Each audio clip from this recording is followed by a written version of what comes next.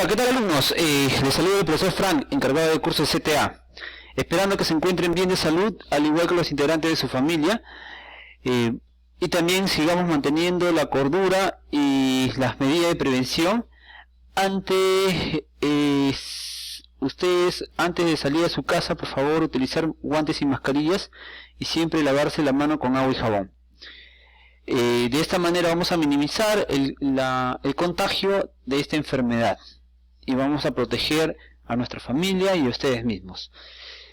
Bueno, jóvenes, esperando también que muy pronto nos encontremos en nuestras aulas también y compartimos todo lo que estamos viviendo hasta el momento, ¿no? Y de esta manera vamos a empezar la clase. El tema que vamos a desarrollar es el origen de la vida. Y justamente las primeras civilizaciones se plantearon o se preguntaron cómo se originaron los seres vivos. Los seres vivos presentan una gran diversidad de formas, ¿no? Pero de esas, ¿qué elementos o cómo se originaron estos seres vivos? Esa fue una de las preguntas más importantes de las primeras civilizaciones. Vamos a ver justamente que la primera teoría que se planteó es la teoría espontánea. La teoría espontánea consiste en que la vida se origina de manera casual, de manera repentina, a partir de la combinación de la materia inerte, es decir, el agua combinarse con el suelo, con la tierra, empieza a formarse una serie de organismos pequeños como insectos, lombrices, ¿no? Y esto justamente generaba también que el agua combinarse con los vegetales, ¿no? Que los vegetales también nacían, ¿no? A partir del agua, ¿no? En el suelo nacían. Entonces eso era una de las formas como se explicaba, se originaban las plantas, cómo se originaban los insectos, cómo se originaban estos organismos. Pero qué tan cierto era, ¿no? Esa era también otra de las contradicciones que se llevaría más adelante justamente con el uso de instrumentos, ¿no? Pero ante la ausencia de instrumentos que nos permitían dilucidar o poder plantear una teoría mejor que esta, no había, ¿no? Entonces la teoría espontánea era una hipótesis que se daba justamente de la forma como se originaban la diversidad de seres vivos. Tanto era así que en la Edad Media, ¿no? Existían unas recetas para la formación de vida. Por ejemplo, Van Helmont había inventado una receta mediante la cual se originaban ratones. Él mencionaba que si dejabas un frasco, si tenías un frasco, una botella, ¿no? Con cuello ancho, e incorporabas ropa sucia con trigo o maíz, ¿no? Trigo o maíz, y al cabo de algunos días, ¿no? Se generaban ratas, ¿no? Estas ratas se generaban a partir justamente de la combinación del trigo con la ropa sucia. ¿Por qué? ¿Por qué con ropa sucia? Lo que pasaba es que se pensaba que en la ropa sucia, al combinarse con el sudor de nuestro cuerpo, originaba seres vivos, ¿no? Así se originaban los piojos también, ¿no? Producto justamente del sudor, ¿no? Del sudor de nuestro cuerpo, ¿no? Salían en nuestras entrañas. Entonces, el sudor junto con el trigo generaba estas ratas, ¿no? Y justamente daba una serie de descripciones de la forma de las ratas, todo cómo se originaba, ¿no? Especulando de que esta forma se originaban los seres vivos. Más adelante tenemos aquí a otro investigador, ¿no? Francisco Redi, también, que él mencionaba que si ustedes dejaban un frasco o en la intemperie, carne fresca, se observaba justamente que se pensaba, ¿no? Que si ustedes dejaban carne fresca a la intemperie, estas empezaban a formar huevecillos y posteriormente moscas, ¿no? A producto de la combinación del aire con la carne, ¿no? Pero qué tan cierto era esto, ¿no? La formación de estos seres vivos, ¿era con el aire o exactamente qué pasaba, ¿no? Entonces, para eso Francisco Rey iba a desarrollar un experimento comprobando que esto no era tan correcto, ¿no? ¿Por qué? Porque lo que hace él es poner dos frascos, un frasco abierto y un frasco cerrado. En el frasco cerrado él puede observar justamente que no se descomponía la carne y no se observaba huevos y moscas, ¿no? Entonces, de tal manera que se comprobaba que las moscas eran las que ponían sus huevos y esos huevos al eclosionar formarían las nuevas moscas, ¿no? Entonces, las moscas eran las que producían estos gusanos en las carnes de descomposición. No era el aire que se combinaba con la carne.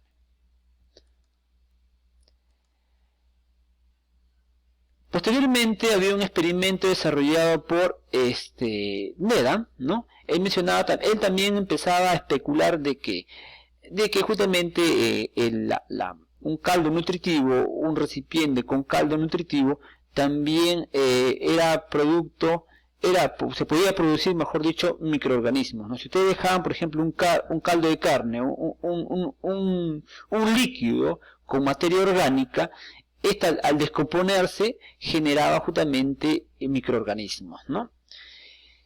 Y justamente hace su experimento, ¿no? Agarra, por ejemplo, Needham, lo que hace John Needham, agarra su caldo nutritivo, lo calienta, lo deja a la intemperie y justamente aparecen estos microorganismos, ¿no? Lo queda tapado, ¿eh? Este de aquí, por ejemplo, lo tapa, ¿no? Lo pone un corcho y lo tapa, ¿no? Lo calienta, lo pone el corcho, lo tapa y justamente observa que al cabo de unos días aparecen microorganismos. ¿Por qué? ¿Por qué lo tapa? Lo que pasa, ¿por qué hace este experimento? Él hace el experimento para comprobar de que no era necesariamente de comprobar justamente que los microorganismos ya se habían eliminado, y a pesar que se habían eliminado, el aire que estaba contenido acá adentro producía justamente microorganismos, ¿no? Con la mezcla del agua, ¿no? Aire con agua generaba microorganismos, a pesar de que se había tapado, ¿no? Porque ya se especulaba que en el ambiente había microorganismos. El mismo experimento hace Spallanzani, ¿no? Spallanzani, ¿qué hace? Justamente comprobando el experimento de Needham, él hace lo mismo, ¿no? Él agarra, por ejemplo, calienta, pone un tapón bien sellado, ¿no? Lo deja al cabo de unos días, y no se observa nada de microorganismos, comprobando de que justamente que lo que estaba pasando con Needham era que no estaba bien tapado o estaba contaminado el interior, ¿no? Quedándose los microorganismos en el interior de ese frasco, ¿no? Algo que no ocurrió justamente con el experimento de Spallanzani, ¿no? Se cerró herméticamente y no aparecieron microorganismos, ¿no? El mismo experimento que había desarrollado Needham. De esta manera se empieza a plantear la teoría de la biogénesis, ¿no? La biogénesis, tanto con Francisco Rey y tanto con Spallanzani, empiezan a dilucidarse ya una nueva teoría, la teoría de la biogénesis, que contradice la teoría espontánea. Y justamente el que catapulta, el que ya termina de comprobar de que los seres vivos se originan a partir de otros seres vivos, es justamente a través del experimento de Louis Pasteur, ¿no? Louis Pasteur lo que hace es agarra, por ejemplo, un tubo de ensayo, ¿no? De cuello recto y cuello curvo, ¿no? Agarra el tubo de ensayo de cuello recto, lo deja en la intemperie, ¿no? Deja abierto, y justamente esto va a ser su patrón, ¿no? Y se contamina rápidamente y se generan microorganismos. Pero tiene otro de cuello curvo, ¿no? Entonces, también agarra el de cuello recto y lo encurva, ¿no? Lo calienta, lo encurva y observa esto, ¿no? Ese se llama cuello de cisne, ¿no? Agarra, lo calienta y al calentarlo el vapor se precipita justamente en este lugar, ¿no? Se precipita, este vapor de agua se precipita generando, obstaculizando de que el medio ambiente pueda ingresar, o el aire pueda ingresar hacia el interior de este frasco, ¿no? ¿Qué pasa después? Miren, ¿qué pasa después? Al cabo de unos días no se observa nada, ¿no? Ni un microorganismo se observa en el interior del frasco, ¿no? Pero sí se observa en este cuellito. Este agua que estaba acá obstaculiza que las bacterias o que el aire con microorganismos ingresen, ¿no? Quedándose en este lugar. En este lugar se observa justamente el microorganismo. ¿Y cómo se comprueba justamente que en el ambiente hay microorganismos? Al romperse este cuello de cisne, justamente se observa rápidamente que los microorganismos proliferan en este frasco, ¿no? Entonces, ¿qué quiere decir? Que en el aire hay microorganismos, ¿no? De tal manera que Louis Pasteur, él inicia el procedimiento de esterificación, ¿no? De esterilización, ¿no? De los cuerpos, ¿no? De las sustancias, esterilización de las sustancias, ¿no? Eliminando a los microorganismos o inhibiendo el crecimiento de esos microorganismos, ¿no? Louis Pasteur es el que fundamenta su teoría de la biogénesis, en oposición a la teoría biosintética. ¿Qué más? Tenemos también otra teoría, ¿no? La teoría de la panspermia. Hay dos teorías, ¿no? La cosmogónica y la panspermia. Las dos hipótesis mencionan de que los seres vivos que se encuentran en la Tierra se originaron a partir de organismos extraterrestres que vinieron de otros planetas, ¿no? La teoría cosmogónica mencionaba justamente que existían bacterias que fueron trasladadas a través de meteoritos y llegaron a la Tierra, ¿no? La teoría de la panspermia, fundamentada por Arrhenius, menciona justamente que existía un polvo cósmico que llega por medio de la radiación solar hacia la superficie terrestre y empezó a poblarse justamente estos microorganismos estelares, ¿no? O extraterrestres. Hay una hipótesis, ¿no? Hay una serie de investigaciones que realiza Arrhenius justamente y otros investigadores mencionando que hay moléculas interestelares. Por ejemplo, el amoníaco es una molécula interestelar. El agua también es una molécula interestelar. Las dos son moléculas inorgánicas, ¿no? La amoníaco es orgánica y el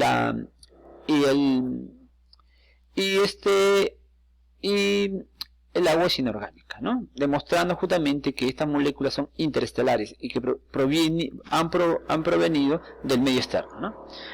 La teoría quimiosintética es la más aceptada, ¿no? Y esta es la que fundamenta específicamente cómo se originaron los seres vivos.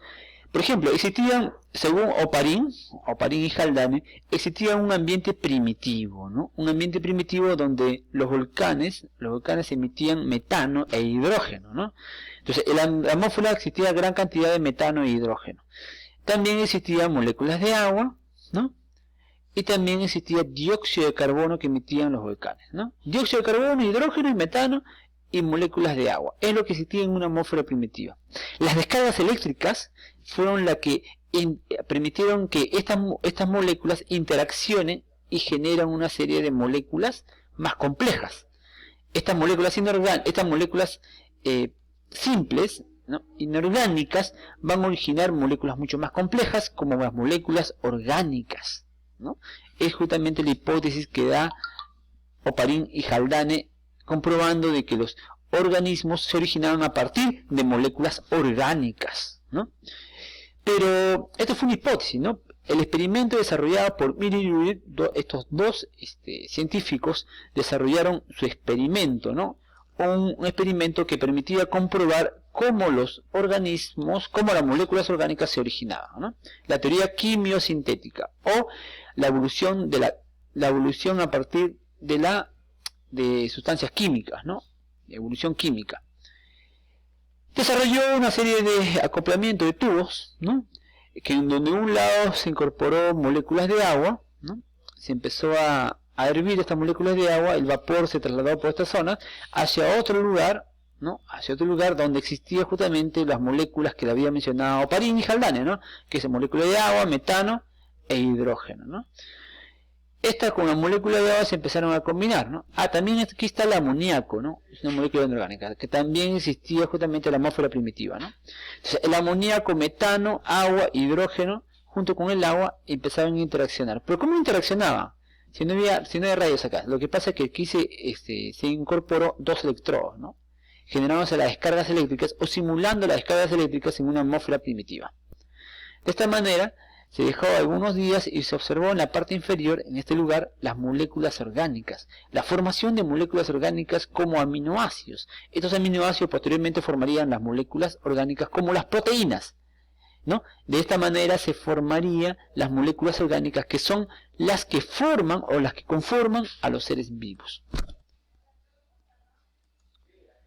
La teoría endosimbiótica es una teoría que plantea cómo se originaron los primeros seres vivos, ¿no? Los primeros seres vivos fueron células, ¿no? Estas células, ¿no? Fueron procarióticas, ¿no?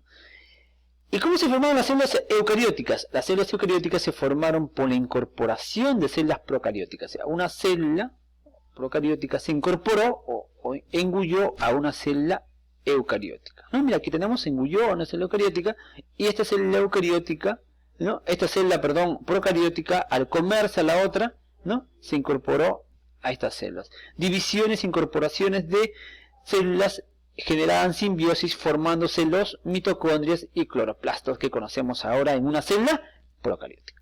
De